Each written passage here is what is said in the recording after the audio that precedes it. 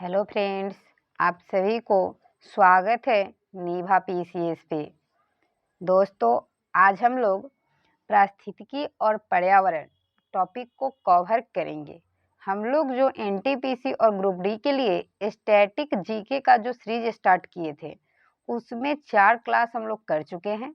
आज हम लोग चैप्टर नंबर 5 करेंगे और इस चैप्टर में पारिस्थितिकी और पर्यावरण से संबंधित जितने भी questions RRB group D, NTPC, ALP technician, जितने भी प्रीवियस ईयर क्वेश्चंस हैं, इस टॉपिक से जितने भी क्वेश्चंस पूछे गए हैं, उस क्वेश्चंस को आज हम लोग करेंगे। तो लगभग इस टॉपिक से 80 क्वेश्चंस हैं इस सेट में।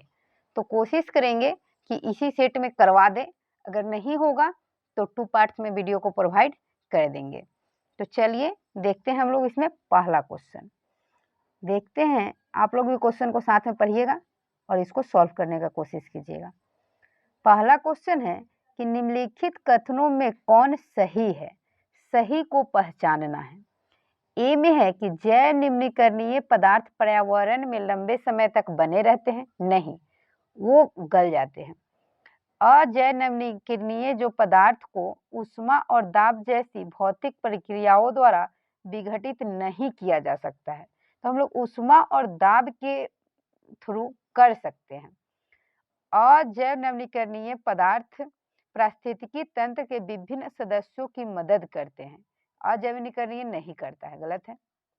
डी में है कि एंजाइम जीवाणु या अन्य मृत जीवी जैव निम्नीकरणीय पदार्थ पर कार्य करते हैं और उन्हें विघटित कर देते हैं। तो यह बिल्कुल सही है। तो ऑप्शन डी आपका आंसर हो जाएगा।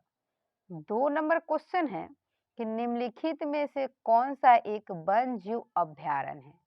तो वन्य जीव अभ्यारण्य जो है वह मानस है और मानस वन्य जीव अभ्यारण्य जो है वह असम में है।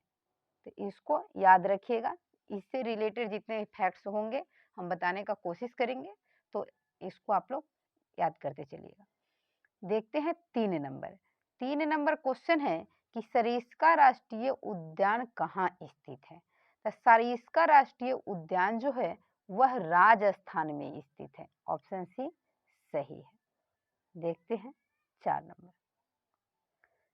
नंबर क्वेश्चन है कि डैश वायु प्रदूषण का एक उपसमुच्चय होता है जो हमारे पर्यावरण में हर जगह निलंबित छोटे कणों को संदर्भित करता है। तो वायु प्रदूषण का एक उपसमुच्चय होता है और यह जो है हमारे पर्यावरण और वातावरण में हर जगह निलंबित छोटे कणों के रूप में संदर्भित होता है।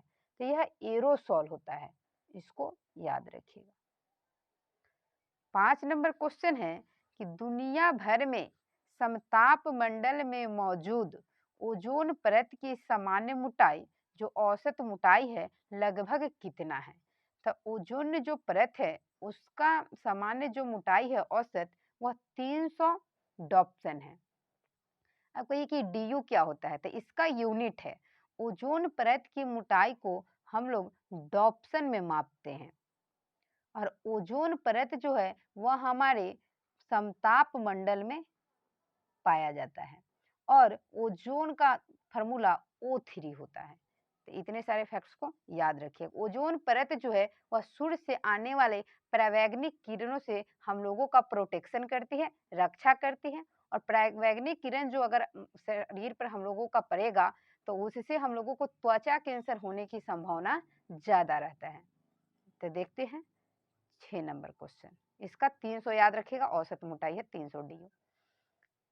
6 नंबर में है कि रामसर सम्मेलन निम्नलिखित में से किससे संबंधित है?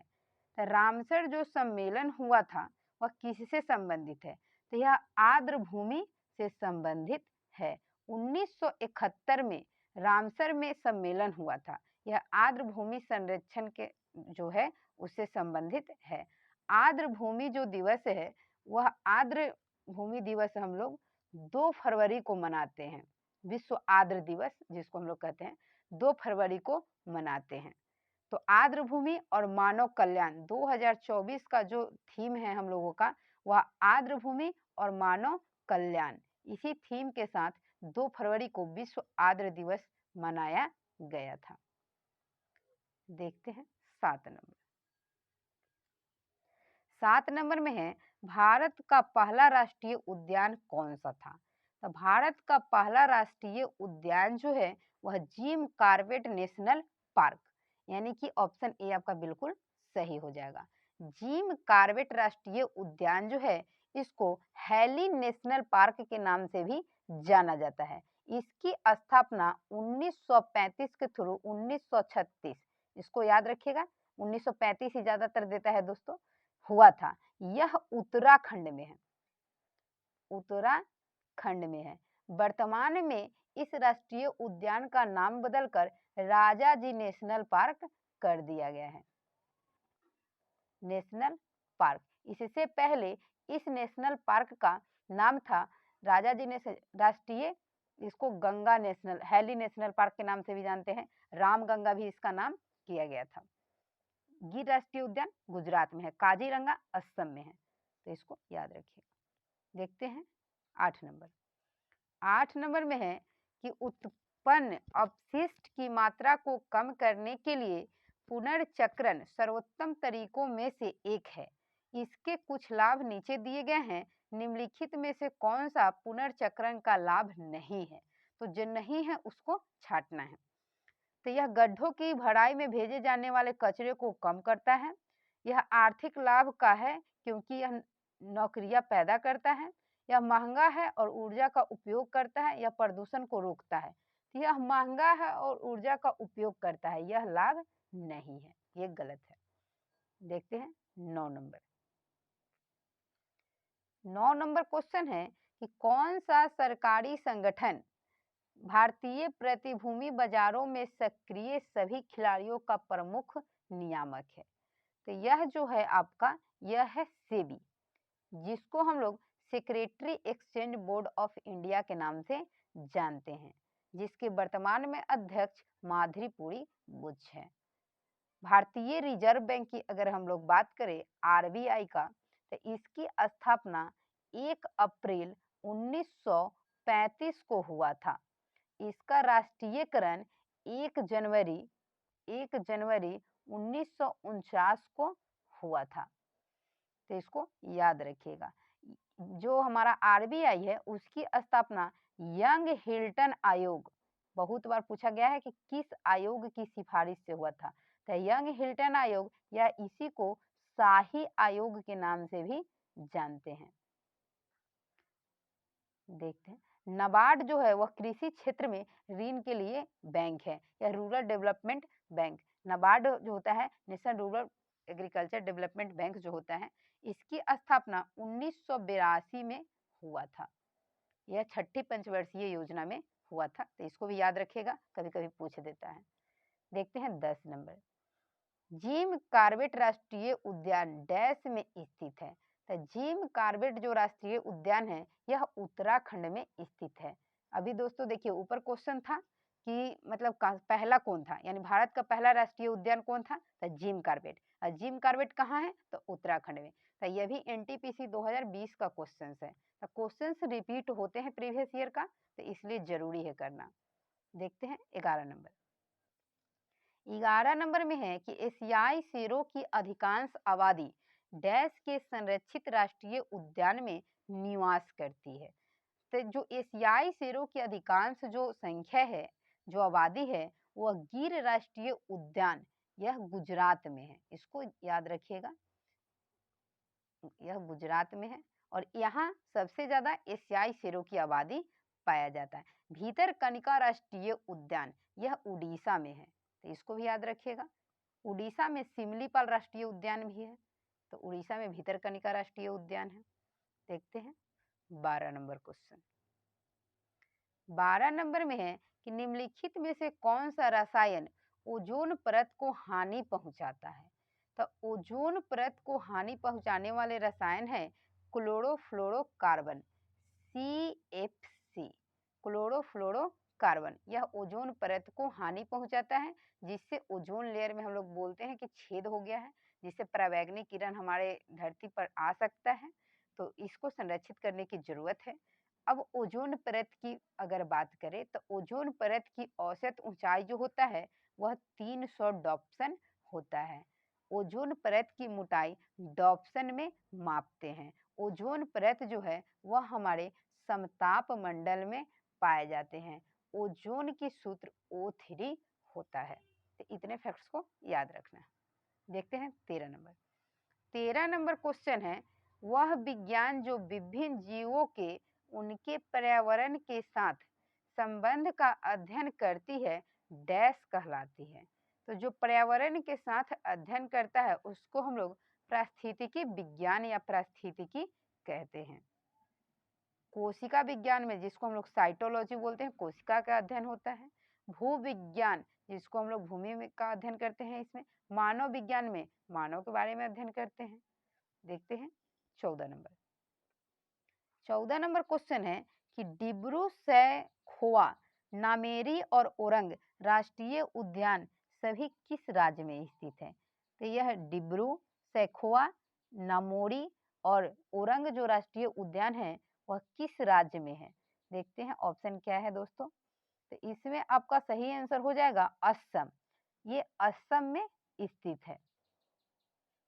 तो देखिए यहाँ ऑप्शन बी में है असम, और ऑप्शन बी जो है यह भी ऑप्शन बी में है, तो आपका बी नंबर आंसर सही हो जाएगा। 15 नंबर क्वेश्चन है कि पर्यावरण और वन के संदर्भ में WCCB का क्या अर्थ है? WCCB जो होता है वह पर्यावरण और वन के संदर्भ में इसका क्या अर्थ है? तो इसका जो अर्थ होता है वह वन अपराध नियंत्रण ब्यूरो होता है। वन अपराध नियंत्रण ब्यूरो, ऑप्शन सी आपका सही है। देखते हैं 16 नंबर, साइबेरियाई आइवेक्स क्या है? तो साइबेरियाई आइवेक्स क्या है, वह कौन सी प्रजाति है, किसका नस्ल है, इसके बारे में पूछा जा रहा है। तो यह पर्वतीय हिरन है। पर्वतीय हिरन का एक प्रजाति होता है साइबेरियाई आइवेक्स। तो सी आपका ऑप्शन बी में दिया है, तो बिल्कुल आंसर बी होगा। देखते हैं 17 नंबर। 17 नंबर में है, ग्रीन हाउस एक ऐसी गैसीय मिश्रण होता है जो डैश के लिए सक्षम होता है। ग्रीन हाउस जो है हमारा है वह एक ऐसा गैसीय मिश्रण है जो न दृश्य और न ही अवरक्त विकिरण के लिए सक्षम होता है। तो इसका सही आंसर जो आपका है वह इसमें तो डी है, और डी जो है आपका ऑप्शन बी में है, तो बी बिल्कुल सही हो जाएगा कि एक ग्रीन हाउस गैस का एक ऐसा गैसीय मिश्रण है जो न दृश्य और न ही अवरक्त विकिरण के लिए सक्षम होता है, और यह NTPC 2016 का क्वेश्चन है। देखते हैं 18 नंबर। 18 नंबर में है कि निम्नलिखित में से किस प्रकार अम्लीय वर्षा पौधों को प्रभावित करती है? तो अम्लीय वर्षा जो है वह पौधों को मिट्टी से पोषक तत्वों को सीमित कर देता है, और इसी प्रकार हमारे पौधे को वह प्रभावित करता है। मिट्टी से अगर पोषक तत्वों की कमी हो जाएगा तो पौधे का जो विकास है, जो डेवलपमेंट है, वृद्धि है, वह कम होगा। तो इसलिए याद रखिए, अम्लीय वर्षा के लिए जो रसायन जिम्मेदार है वह SO2 और NO2 है, सल्फर डाइऑक्साइड और नाइट्रस ऑक्साइड, नाइट्रोजन का ऑक्साइड। तो इसको आप लोग याद रखिएगा। नाइट्रस ऑक्साइड N2O जो होता है, जिसको हम लोग लाफिंग गैस के नाम से जानते हैं। देखते हैं 20 नंबर। 19 नंबर क्वेश्चन में है कि निम्नलिखित में से कौन सी गैस एक प्रमुख ग्रीन हाउस गैस नहीं है जो जलवायु परिवर्तन का कारण बनती है? ग्रीन हाउस गैस नहीं है उसको पहचानना है।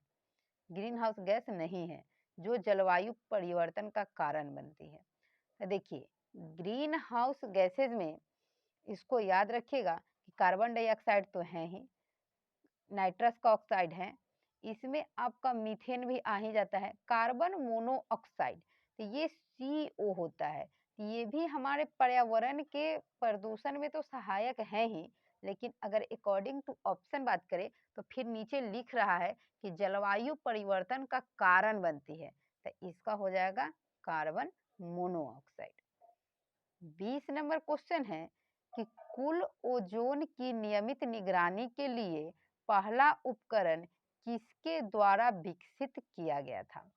तो कुल ओजोन की नियमित निगरानी के लिए पहला जो उपकरण है वह जो विकसित किया गया था वह गार्डन एम्बी डॉप्सन थे। इन्हीं के नाम पर जो ओजोन परत का उपकरण, तो उपकरण का नाम याद रखिएगा क्या है? डॉप्सन।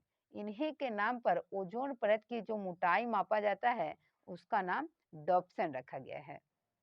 देखते हैं 21 नंबर।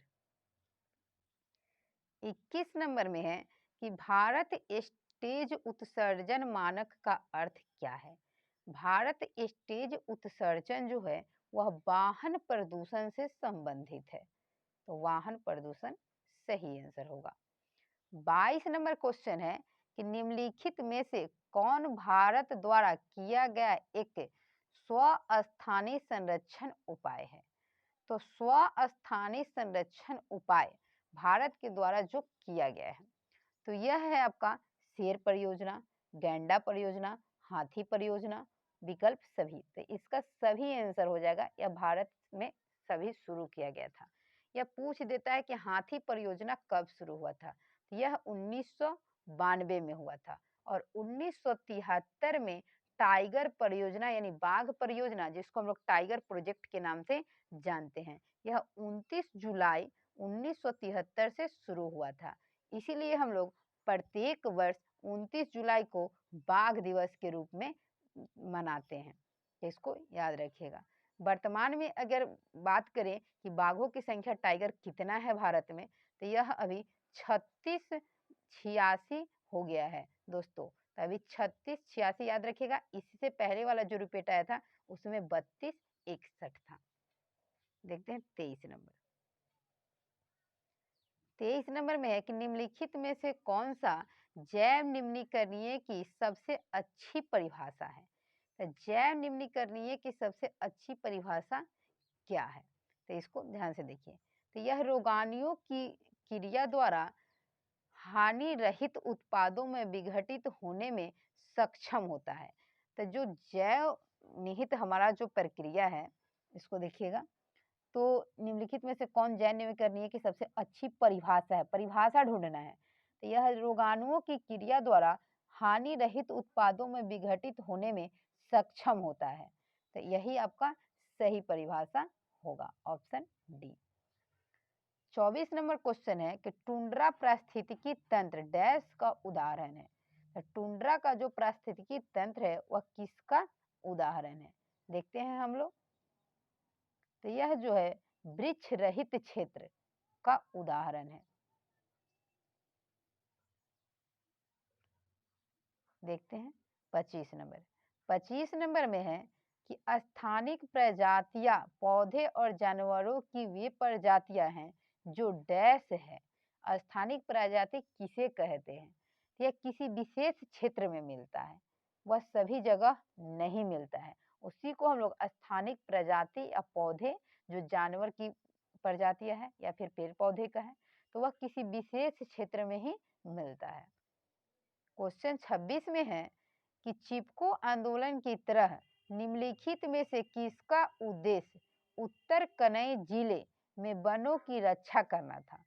तो उत्तर कनई जिलों में वनों की रक्षा करने के लिए अपिक्को आंदोलन चलाया गया था और सुंदरलाल बहुगुणा के द्वारा हम लोगों का चिपको आंदोलन शुरू किया गया था, याद रखिएगा। देखते हैं 27 नंबर। 27 नंबर में है कि एक वैश्विक धरोहर स्थल भी है।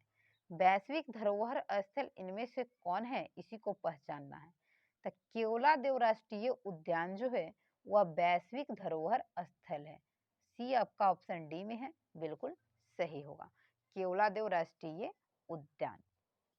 देखते हैं 28 नंबर। 28 में है कि हाल ही में खोजी गई पक्षी की एक प्रजाति हिमालयन फॉरेस्ट थ्रस डैश में मिलती है। तो हिमालयन फॉरेस्ट थ्रस जो है वह किस क्षेत्र में मिलती है? तो यह मिलता है आपका पूर्वोत्तर भारत में। देखते हैं 29 नंबर। 29 नंबर में है कि निम्नलिखित में से कौन सा एक अजैविक घटक नहीं है? तो जो अजैविक घटक नहीं है तो वह जैविक घटक होगा। तो हरा पौधा जो हमारा है वह अजैविक घटक नहीं है, यह जैविक घटक के अंतर्गत आता है। 30 नंबर क्वेश्चन है कि निम्नलिखित में से कौन सा जीव परजीवी पोषक युक्ति दर्शाता है? तो परजीवी पोषक युक्ति को दर्शाने वाला जो जीव है वह है अमर बेल। आपका सही आंसर होगा। 31 नंबर में है कि निम्नलिखित में से कौन सी एक ग्रीन हाउस गैस नहीं है?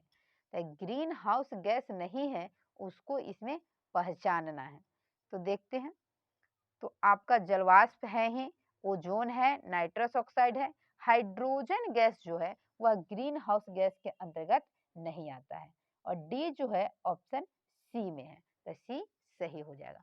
हाइड्रोजन जो है वह भविष्य के ईंधन के नाम से जाना जाता है। देखते हैं 32 नंबर। 32 नंबर में है कि ताजमहल को संगमरमर का कैंसर, ताजमहल को संगमरमर का कैंसर से पीड़ित कहा जाता है। संगमरमर का कैंसर क्या है? तो संगमरमर का जो कैंसर है वह अम्ल वर्षा है, जो SO2 और NO2 के प्रदूषण के कारण होता है। तो अम्ल वर्षा जो संगमरमर को संक्षारित करता है, उसको हानि पहुंचाता है, इसीलिए हम लोग संगमरमर का कैंसर अम्ल वर्षा को कहते हैं। देखते हैं 33 नंबर। 33 नंबर क्वेश्चन है कि निम्नलिखित में से कौन सा विश्व धरोहर स्थल नहीं है? तो विश्व धरोहर स्थल की अगर हम बात करें तो पेरियार राष्ट्रीय उद्यान जो है वह विश्व धरोहर स्थल में नहीं है। काजीरंगा राष्ट्रीय उद्यान ये भी, और मानस, ये दोनों कहाँ हैं दोस्तों? तो असम में है, इसको याद रखिएगा। देखते हैं 34 नंबर। 34 नंबर में है कि वन्य जीव के लिए नामित एक क्षेत्र जिसमें पारिस्थितिकी तंत्र और प्राकृतिक संसाधनों तक उनकी अप्रतिबंधित पहुंच है, उसे क्या कहा जाता है? तो उसको हम लोग किस में डिफाइन करते हैं? जिसे हम लोग राष्ट्रीय उद्यान कहते हैं। वन जीवों के लिए नामित एक क्षेत्र जिसमें पारिस्थितिकी तंत्र और प्राकृतिक संसाधनों तक उनकी अप्रतिबंधित पहुंच है, उसे राष्ट्रीय उद्यान कहा जाता है। देखते हैं 35 नंबर। 35 नंबर में है कि 1973 में भारत में बाघों की व्यवहार्य आबादी को बनाए रखने के लिए भारत सरकार द्वारा एक योजना चलाया गया था, जिसको हम लोग किस नाम से जानते हैं? तो दोस्तों इससे पहले ऊपर वाले क्वेश्चंस में भी हम आपको बताए थे कि 1973 में टाइगर प्रोजेक्ट लॉन्च किया गया था। तो इसको याद रखिएगा। प्रोजेक्ट टाइगर प्रोजेक्ट हम लोग 1973 में और 29 जुलाई को स्टार्ट हुआ था, इसीलिए प्रत्येक वर्ष हम लोग 29 जुलाई को टाइगर्स डे मनाते हैं। 36 नंबर क्वेश्चन है कि ओखला पक्षी अभ्यारण्य कहाँ स्थित है? तो ओखला पक्षी अभ्यारण्य जो है वह NCR क्षेत्र जो हमारा होता है। देखते हैं दोस्तों ऑप्शन के अकॉर्डिंग। तो इसमें आपका ऑप्शन दिया है, ऑप्शन है आपका, देख लीजिए इसमें क्या है। तो ऑप्शन है आपका NCR क्षेत्र। तो यहाँ बी में दिया है, और देखिए कि बी ऑप्शन किस में दिया है? तो ऑप्शन बी में ही दिया है। तो ओखला पक्षी अभ्यारण्य जो है वह NCR क्षेत्र में है। देखते हैं 37 नंबर। 37 है कि जैव आवर्धन या जैव संचय का कारण क्या है? तो जैव आवर्धन या जैव संचय का कारण आर्गोनोक्लोरीन है, इसको याद रखिएगा। बी और बी ऑप्शन सी में है। तो जैव आवर्धन या जैव संचय का कारण हमारा आर्गोनोक्लोरीन है। 38 नंबर देखते हैं। 38 नंबर में है कि निम्नलिखित में से कौन सा विश्व विरासत स्थल वर्ल्ड हेरिटेज साइट नहीं है? तो विश्व विरासत स्थल में किसे शामिल नहीं किया गया है? तो यह पेरियार राष्ट्रीय उद्यान है। इसी से पीछे वाले क्वेश्चंस में भी था। तो क्वेश्चंस रिपीट होते हैं दोस्तों, आप लोग देख सकते हैं। यह आरआरबी जेईई में पूछा गया क्वेश्चन है और वो भी एनटीपीसी में पूछा गया क्वेश्चन था। तो प्रीवियस ईयर क्वेश्चन बहुत जरूरी है। देखते हैं 39 नंबर, ओजोन छिद्र है। ओजोन छिद्र क्या है?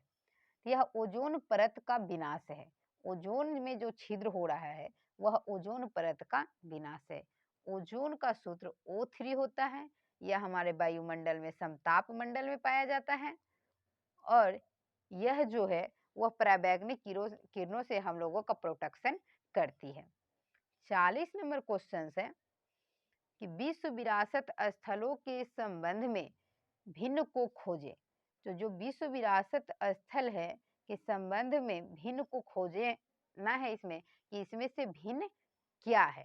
तो इसमें से जो भिन्न है वह राष्ट्रपति भवन है, छत्रपति शिवाजी टर्मिनस, सूर्य मंदिर, ताजमहल, ये एक समान है, जबकि राष्ट्रपति भवन जो है वह हमारा भिन्न है। 41 नंबर में है कि निम्नलिखित में से कौन पारिस्थितिकी पदचिन्ह की माप की इकाई है। तो पारिस्थितिकी जो पदचिन्ह होता है उसको हम लोग ग्लोबल हेक्टेयर में मापते हैं। ऑप्शन ए बिल्कुल सही है, ग्लोबल हेक्टेयर। 42 नंबर क्वेश्चन है कि गिर राष्ट्रीय उद्यान निम्नलिखित में से किस राज्य में स्थित है। तो गिर राष्ट्रीय उद्यान गुजरात में स्थित है। ऑप्शन ए सही है। देखते हैं 43 नंबर, भारत में प्रख्यापित होने वाला पहला प्रमुख पर्यावरण संरक्षण अधिनियम था। पहला पर्यावरण संरक्षण अधिनियम कौन सा था? तो पर्यावरण अधिनियम यही था आपका पहला। 44 नंबर में है कि समस्त जैव विविधता के संरक्षण के लिए सबसे महत्वपूर्ण अंतर्राष्ट्रीय समझौता कौन सा था? तो समस्त जैव विविधता के लिए, जो जैव विविधता पर आयोजित सम्मेलन था वह सबसे ज्यादा इम्पोर्टेंट था। 45 नंबर है कि तापमान उत्क्रमण में वायुमंडल का तापमान कैसा होता है। तापमान जब उत्क्रमण होता है तब वायुमंडल का जो तापमान होता है उस पर क्या इफेक्ट पड़ता है। तो ऊंचाई के साथ सदैव यह बढ़ता है। तो इसको याद रखिएगा कि जैसे जैसे ऊंचाई बढ़ेगा तापमान भी हमारा बढ़ेगा। देखते हैं 46 नंबर, टोटल 80 क्वेश्चन है दोस्तों। देखिए थोड़ा सा डिस्क्रिप्शन हो जाता है इसलिए थोड़ा सा वीडियो लंबा हो जाता है, कोशिश करेंगे कि इसको करवा दें एक ही वीडियो में। मॉन्ट्रियल प्रोटोकॉल किससे संबंधित है? तो मॉन्ट्रियल प्रोटोकॉल जो है वह ओजोन परत के संरक्षण से संबंधित है। 47 नंबर में है कि निम्नलिखित में कौन सा एक कृत्रिम पारिस्थितिकी तंत्र है जो मानव निर्मित है। तो मानव निर्मित कृत्रिम में इसको छांटना है। तो फसल क्षेत्र जो है वह मानव निर्मित पारिस्थितिकी तंत्र है। कान्हा राष्ट्रीय उद्यान किस राज्य में है? तो कान्हा राष्ट्रीय उद्यान जो है वह आपका एमपी में है और बी ऑप्शन ए में है, तो ए आपका सही आंसर होगा। कान्हा राष्ट्रीय उद्यान एमपी में, मध्य प्रदेश में। मन्नार समुद्री राष्ट्रीय उद्यान की खाड़ी कहाँ स्थित है? तो मन्नार समुद्री राष्ट्रीय उद्यान की खाड़ी जो है वह तमिलनाडु में स्थित है और मन्नार की खाड़ी भारत और श्रीलंका को अलग करती है। 50 नंबर क्वेश्चन है कि निम्नलिखित में से कौन सा मृत पोषित है? तो मृत पोषित को इसमें पहचानना है। देखते हैं ऑप्शन क्या है। तो इसमें मशरूम जो होगा वह मृत पोषी से संबंधित है। 51 नंबर में है कि ताडोवा राष्ट्रीय उद्यान भारत के किस राज्य में स्थित है? तो ताडोवा राष्ट्रीय उद्यान जो है वह महाराष्ट्र में स्थित है। 52 नंबर क्वेश्चन है कि भारतीय शेरों के संरक्षण के लिए पश्चिमी भारत में कौन सा वन्यजीव अभ्यारण्य स्थापित किया गया है? तो यह पश्चिम भारत में है दोस्तों। तो इसको भी आप लोग मतलब कि डायरेक्शन से भी बहुत कुछ क्लियर किया जा सकता है। तो पश्चिमी में जो है और भारतीय शेरों के लिए है। तो यह क्या है आपका गिर वन, गिर राष्ट्रीय उद्यान, और यह कहाँ है? तो यह गुजरात में है। इसको याद रखिएगा। देखते हैं 53 number, world wild fund for nature India WWF India की स्थापना कब किया गया था? तो इसकी स्थापना 1969 में किया गया था।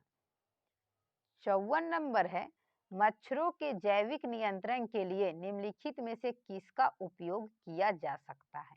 तो मच्छर के नियंत्रण के लिए हम लोग गंबूसिया का यूज करते हैं। DDT जो है यह एक कीटनाशक है, इसको याद रखें। 55 नंबर क्वेश्चन है कि निम्नलिखित में से कौन सा जानवर 2008 तक गंभीर रूप से लुप्त प्राय प्रजातियों की श्रेणी में था, जिसे बाद में लुप्त प्रजातियों में अपग्रेड कर दिया गया है? तो इस कौन था जिसको लुप्त प्राय प्रजाति में इसको क्या किया गया है? अपग्रेड किया गया है। तो यह है आपका एशियाई शेर, और एशियाई शेर के लिए गिर राष्ट्रीय उद्यान संरक्षण है जो गुजरात में है। देखते हैं 56 नंबर क्वेश्चन है कि भारत में वन जीव संरक्षण अधिनियम किस वर्ष पारित हुआ था? तो वन जीव संरक्षण जो अधिनियम है वह 1972 में पारित हुआ था, और वन संरक्षण अधिनियम 1986 में आया था। तो ये वन के लिए था और ये वन जीव संरक्षण अधिनियम है, दोनों में अंतर है। देखते हैं 57 नंबर क्वेश्चन है कि निकटवर्ती पारिस्थितिकी तंत्रों के बीच इकोटोन या संक्रमणकालीन क्षेत्र में पाई जाने वाली अतिरिक्त प्रजातियां की घटना को क्या कहा जाता है? तो अतिरिक्त प्रजाति की जो घटना होता है उसको हम लोग एज प्रभाव के नाम से जानते हैं। एज प्रभाव याद रखिएगा।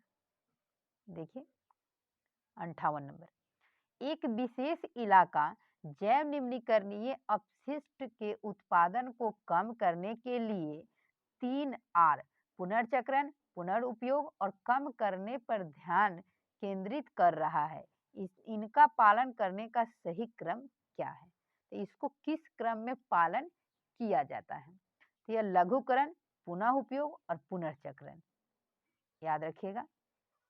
59 नंबर है, किसी भारी धातु के उत्सर्जन को संबोधित करने के लिए 2013 में जापान में मीनामाता कन्वेंशन आयोजित किया गया था। तो मीनामाता कन्वेंशन जो है किसके उत्सर्जन को संबोधित करने के लिए? तो यह पारा मरकरी को संबोधित करने के लिए। अब मीनामाता जो रोग होता है वह पारा मरकरी के कारण ही होता है। देखते हैं 60 नंबर में है कि पुनर्वर्णन रोपण यानी पुनर् जो वर्ण का रोपण है का अर्थ क्या है? तो पुनर्वर्ण का जो रोपण है उसका अर्थ जो है नष्ट हुए वनों में नए पेड़ लगाना। जो वह पेड़ हमारा वन नष्ट हो गया है उसके स्थान पर नया लगाना। पर्यावरण में SPM का अर्थ क्या है? SPM का फुल फॉर्म क्या होता है? यह सस्पेंडेड पार्टिकुलेट मैटर होता है। ऑप्शन बी सही है, सस्पेंडेड पार्टिकुलेट मैटर। देखते हैं 62 नंबर में है कि निम्नलिखित में से कौन सा जम्मू और कश्मीर में स्थित है? तो जम्मू और कश्मीर में हमारा दाची ग्राम राष्ट्रीय उद्यान स्थित है, यह जम्मू कश्मीर में है। 63 नंबर में है ओजोन छिद्र कहाँ स्थित है? तो ओजोन का जो छिद्र है वह अंटार्कटिका के ऊपर स्थित है। और क्वेश्चन ये भी पूछा जाता है कि अंटार्कटिका में ओजोन छिद्र कब सुस्पष्ट दिखा जाता है? तो यह भीषण गर्मी का जो समय होता है ना उसमें अंटार्कटिका में ओजोन छिद्र को स्पष्ट देखा जाता है। तो इसको याद रखिएगा, यह अंटार्कटिका के ऊपर स्थित है। 64 नंबर क्वेश्चन है कि विक्रमशिला गंगा डॉल्फिन अभ्यारण्य भारत के निम्नलिखित में से किस राज्य में स्थित है? तो विक्रमशिला गंगा डॉल्फिन जो अभ्यारण्य है वह भारत के बिहार राज्य में स्थित है, तो इसको याद रखिए। 65 नंबर में है कि डैश भारत का पहला आरक्षित वन है। भारत का पहला आरक्षित वन जो है वह सतपुरा राष्ट्रीय उद्यान है। 66 नंबर में है कि राष्ट्रीय वायु गुणवत्ता सूचकांक प्रदूषण की डैश एकाग्रता के आधार पर निर्धारित किया जाता है। यह प्रदूषण की 8 एकाग्रता के आधार पर निर्धारित किया जाता है। 67 नंबर क्वेश्चन है कि मॉन्ट्रियल प्रोटोकॉल किसे संदर्भित करता है। तो देखिए ये क्वेश्चन पिछले क्वेश्चंस में ही पूछा गया है, तो यह क्वेश्चन रिपीटेड क्वेश्चंस है। तो यह जो है पदार्थ जो ओजोन परत को नष्ट करता है, यानी मॉन्ट्रियल प्रोटोकॉल जो है वह ओजोन परत के संरक्षण से संदर्भित है। ओजोन परत का जो सूत्र होता है ओजोन का O3 होता है, यह समताप मंडल में पाया जाता है और यह हम लोगों को पराबैंगनी किरण के प्रोटेक्शन से, मतलब पराबैंगनी किरण जो हमारे आता है यहाँ धरती पे, उससे हम लोगों का रक्षा करता है, सुरक्षा करता है, प्रोटेक्शन करता है। यह हमारे समताप मंडल में पाए जाते हैं। इसको हम लोग जो ओजोन होता है उसका औसत मोटाई 300 डॉप्सन होता है और ओजोन परत की मोटाई को डॉप्सन में नापते हैं। देखते हैं 68 नंबर। 68 नंबर में है, यदि लकड़ी प्राप्त करने के लिए किसी वन में बहुत से वृक्ष काट दिए जाएं तो पर्यावरण को इससे क्या हानि होगी। तो पर्यावरण को जो हानि होगा वह हम लोगों को इससे मृदा का अपरदन और निम्नीकरण होगा। यानी कि क्वेश्चन बहुत बार पूछा जाता है कि मृदा अपरदन को रोकने का प्रमुख कारण क्या है। तो अधिक से अधिक वन को लगाना। वन को अगर हम लोग लगाते हैं पेड़ को, तो पेड़ का जो जड़ें होता है वह मिट्टी को बांध के रखने का काम करता है। तो इससे हम लोगों का मृदा अपरदन रुकता है। देखते हैं 69 नंबर। निम्नलिखित में से क्या वैश्विक पर्यावरण में हास्य का परिणाम नहीं है। तो वैश्विक पर्यावरण में जो हास्य होता है इसमें लैंडफिल नहीं है। जैव विविधता की हानि ये भी होता है, पराबैंगनी विकिरण की अस्थिरता होता है, वातावरण में कार्बन डाइऑक्साइड की सांद्रता में वृद्धि हो जाती है। लैंडफिल इसके अंतर्गत नहीं आता है।